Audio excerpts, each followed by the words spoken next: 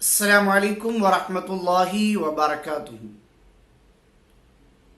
बेवुज़ू आदमी या औरत को कुरान पाक छूना चाहिए या नहीं?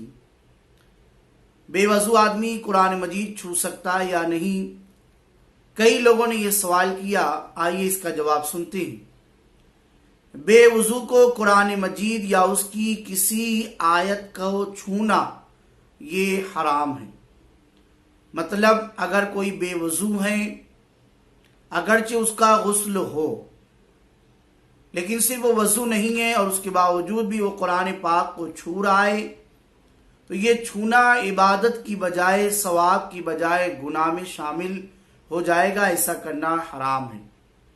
हाँ, बगैर छुए ज़बानी देख कर पढ़े तो कोई हर्ज नहीं।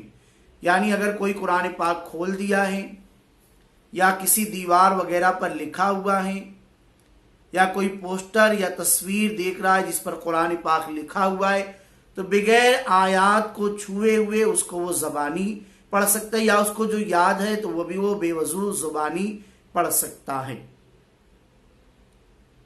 और रुपया या बर्तन या गिलास पर आयत या सूरत लिखी हो तो उसका छूना भी बेवजू और बेगुस्ल वाले को हराम है।